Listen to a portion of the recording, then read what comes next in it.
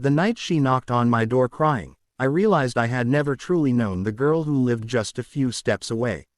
That moment didn't just surprise me, it shook me.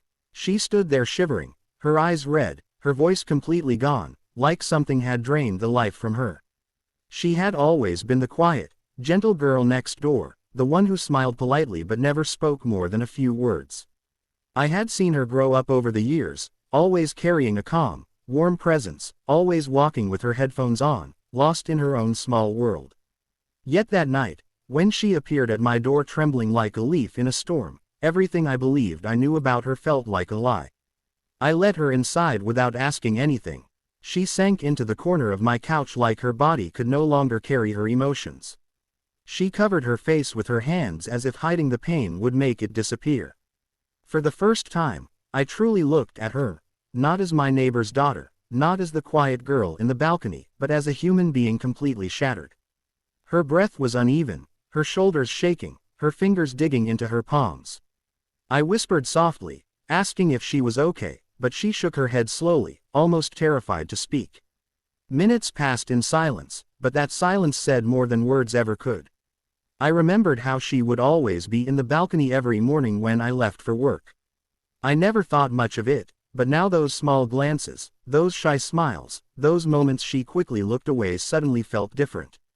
Like each of those tiny behaviors held a hidden meaning I never paid attention to. The way she used to pause when she saw me, the way she fixed her hair nervously, the way she smiled at the ground instead of me, those weren't random gestures. They were pieces of a quiet affection she had buried deep inside. That night, when the tears finally slowed, she looked at me with a mix of fear and trust, as if she had nowhere else to go. And when she whispered, "I didn't know who else I could come to," my heart tightened. That sentence carried a weight of loneliness, of hidden emotions, of silent battles. She had a whole family living next door, yet she didn't run to them. She came to me. That realization hit me harder than her tears. She wasn't just seeking help, she was seeking safety, comfort, and maybe someone she believed would understand her without judgment. I made her a warm drink and sat beside her, not too close, but close enough to let her know she wasn't alone. She kept looking at me like she wanted to speak but couldn't force the words out. She kept twisting her fingers nervously, staring at the blanket wrapped around her, her mind clearly fighting itself. In her eyes, I saw something more than fear. I saw hidden affection, years of it. A feeling she had protected so fiercely that she would rather break than admit it. And suddenly, everything from the past started making sense. The way she waited outside during the exact time I returned home. The way she pretended to look at her phone whenever I passed. The way she wished me happy holidays with a special softness in her tone. All of those moments were signs I had been too blind to recognize. That night felt like the opening of a door to a truth she had held guarded for so long. And as she finally rested her head against the couch cushion and allowed herself to breathe, I understood one thing clearly: this girl had loved me in silence. Quietly, carefully, painfully, and whatever had happened to her that night, whatever had pushed her to my door, was connected to that hidden love in ways I didn't yet understand. But one thing was certain. This wasn't the full story. This was only the beginning.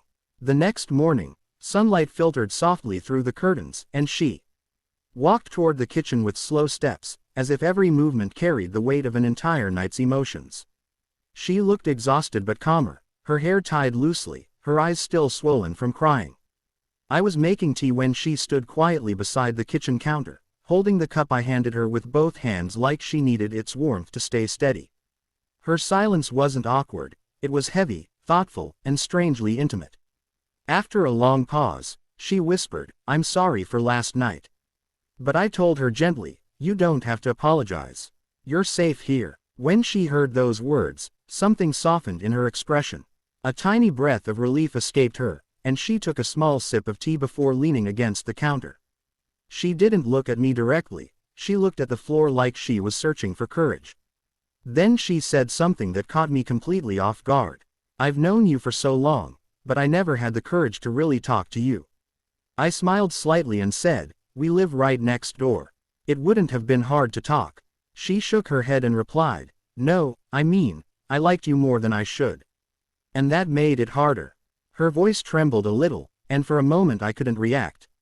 I just stared at her, surprised, confused, and strangely touched. I had never imagined that the shy girl who avoided conversations, who always kept her distance, had been carrying such deep feelings. But the more she spoke, the more everything made sense. The lingering glances, the small nervous smiles, the way she would disappear inside whenever another girl visited me, and the way she always seemed to know when I was leaving or coming home. It wasn't coincidence. It was quiet love. Love she hid behind silence. Love she never intended to confess. But even as she admitted her feelings, there was something else lingering behind her eyes. Something darker. Something she didn't want to say. Her emotions weren't simple. They were tangled with fear and hesitation, as if her affection for me was both comforting and painful at the same time. In the following days, I noticed her strange pattern more clearly. Sometimes she was warm, open, almost close to confessing everything she held inside. But other times she would pull away instantly, avoiding my messages, avoiding my eyes, acting like she regretted every moment she spent near me. It felt like she was stuck between wanting to be close and fearing the consequences. One evening, she met me in the park. It was quiet, the sky painted purple with the setting sun. She stood beside me, hugging her arms tightly, looking like she was fighting tears she didn't want to show again. And then she said a sentence that unsettled me. "You're too good for someone like me." I turned toward her, confused, but before I could ask what she meant, she looked away sharply, as if even meeting my eyes scared her. That sentence stayed in my mind, echoing for days. It wasn't the words, it was the way she said them. As if she believed there was something so wrong with her that she didn't deserve kindness. As if she carried guilt, shame, or a memory she couldn't erase. Her smile became the most heartbreaking part, because now I knew it wasn't just shy. It was hiding something, and the more I tried to understand her, the more I felt she was quietly warning me to stay away, even though she wanted me close. She was warm one moment and distant the next, like someone torn between love and fear. Like someone protecting a secret too painful to reveal. And deep inside, I had a feeling that whatever she was hiding wasn't small at all. It was something that could change everything between us. Something that would soon come out and rewrite both of our lives. The days that followed were filled with a strange tension. Like we were walking around an invisible boundary neither of us understood. She tried acting normal, greeting me with the same shy smile, checking the mail at the same time I did, sitting on the balcony when I stepped out for fresh air, but behind every interaction was a shadow of something heavy. I could see it in the way her eyes darted away when I looked at her too long, in how she tightly held her sleeves whenever she became nervous, and in how her voice softened whenever she tried to pretend everything was fine. One afternoon, I saw her standing by her car, staring at her phone with trembling hands. She didn't notice I was watching until she suddenly wiped her face, forcing a smile that didn't belong to her. I walked toward her slowly, asking if everything was okay. For a moment, she looked like she might lie, but then her shoulders dropped, and she whispered, "I'm tired of hiding." Her voice cracked, and for the first time, I saw the exhaustion she had been carrying. I guided her to the bench near the building, waiting patiently for her to gather her words.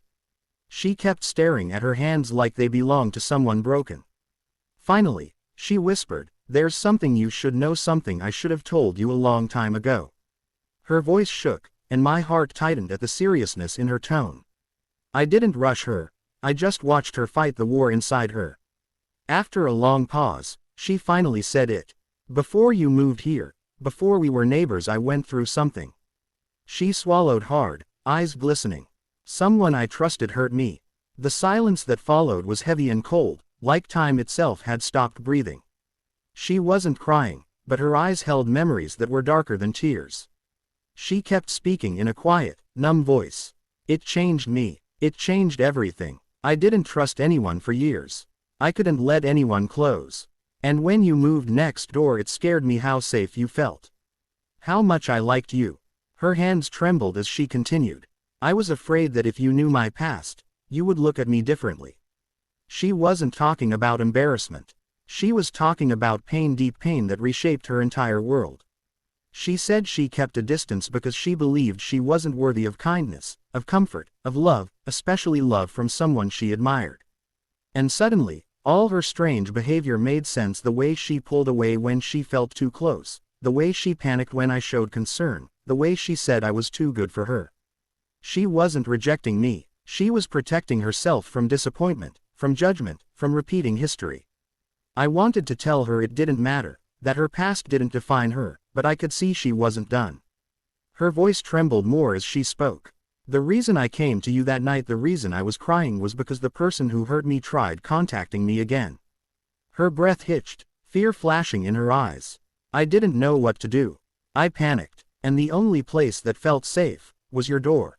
She finally met my eyes, and in that moment, everything shifted.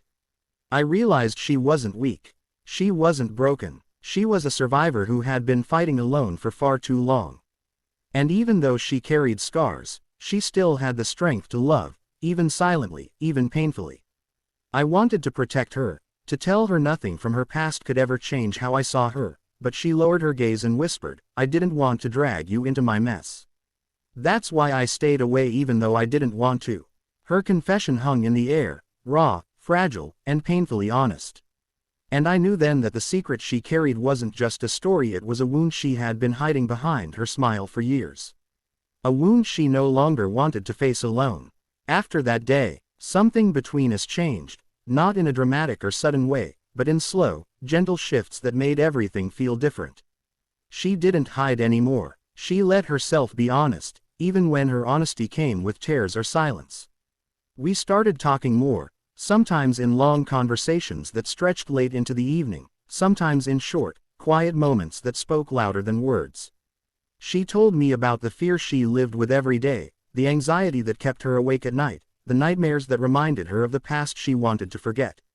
But she also told me about her dreams, about how she wanted a normal life, how she wanted to love and be loved without feeling like she was burdening someone. I listened to every word, not because I had to, but because I wanted to. She had trusted me with her deepest wound, and that trust was something I held carefully. One night, while we sat outside with the soft glow of the porch lights around us, she finally said something she had been holding inside for years. I always thought love wasn't meant for me, she admitted. I thought I was too broken, too damaged. I felt something twist in my chest as she looked down at her hands. She continued, but being around you made me believe that maybe I deserved something better. There was no dramatic music, no grand gestures, just two people sitting side by side, sharing a truth that had taken years to reach. I gently told her that pain didn't make her unworthy. What happened to her wasn't her fault, and it definitely didn't decide her value. She listened quietly, her eyes shining with a mix of sadness and hope. For the first time, she didn't look away. She looked directly at me, as if searching for confirmation that she wasn't imagining everything. She confessed that the reason she loved me silently was because she believed I was everything she wasn't: confident, stable, unbroken. But she never realized that her strength was far greater than mine. She had survived a storm I couldn't even imagine, and she was still standing, still loving, still hoping. Over time, her fear didn't disappear, but it softened. She smiled more genuinely, laughed more freely, and allowed herself to feel safe without guilt. She even said she slept better knowing she wasn't alone anymore. And I understood something too. I wasn't falling for her because she needed saving. I was falling because she had a heart brave enough to heal. She wasn't defined by what happened to her. She was defined by the courage she showed every day afterward. One evening, while walking back from the park, she stopped suddenly and said softly, I don't know what the future holds, but I want to try. And that moment, simple and quiet, felt like the beginning of something real. Not perfect, not easy, but real. A connection built not on fantasy, but on understanding. Not on escape, but on healing. And it was then I realized the truth of her story wasn't about pain.